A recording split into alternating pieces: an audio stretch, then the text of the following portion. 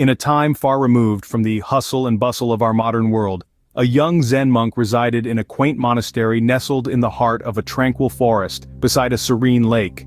This monastery was home to a handful of seasoned monks, with the rest being novices, eager to learn the ways of Zen. One of the most sacred practices for these monks was their daily meditation ritual, where they would sit in silence, eyes shut, and delve into the depths of their mind.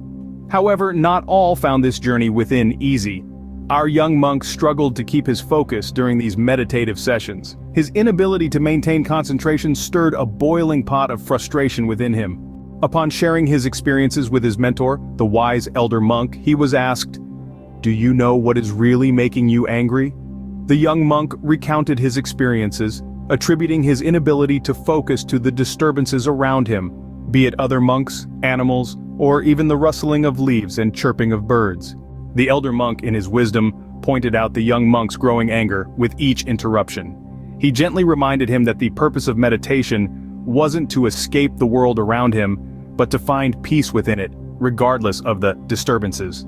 With this newfound perspective, the young monk set out to find a quieter place for his meditation.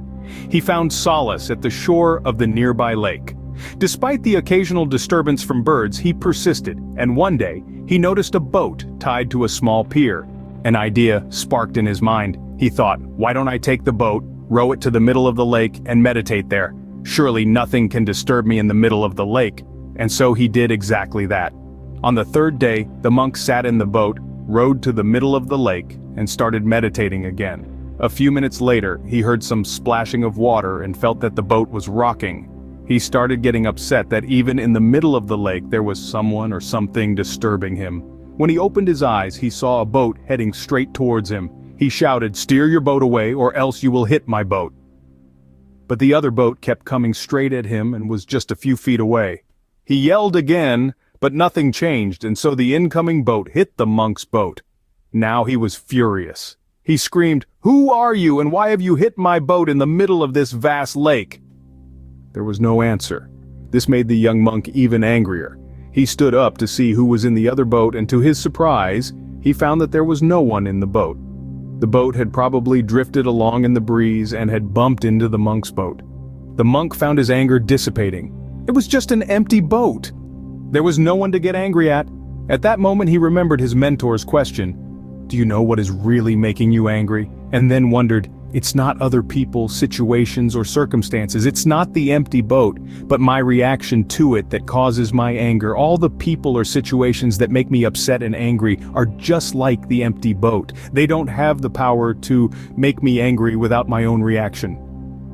The monk then rowed the boat back to the shore. He returned to the monastery and started meditating along with the other monks. There were still noises and disturbances around, but the monk treated them as the empty boat and continued to meditate peacefully. When the elder monk saw the difference, he simply said to the young monk, "I see that you have found what is really making you angry and overcome that." For the next few days, the monk continued his practice on the lake, thrilled by the tranquility he found there.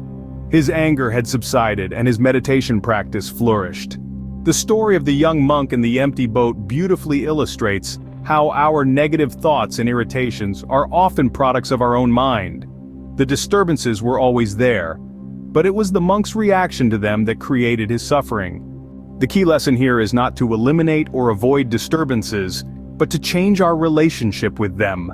Instead of reacting with anger or frustration, we can choose to accept these disturbances as part of our reality and find peace amidst them. In the grand theater of life, disturbances will always be there. They are like the chirping birds, the rustling leaves, and the splashing waves. But like the young monk, we can learn to meditate amidst these disturbances without letting them disturb our inner peace. So next time you find yourself getting irritated or upset, remember the young monk and the empty boat. It's not about finding a quiet place free of disturbances, but about finding quiet within yourself no matter where you are or what's happening around you.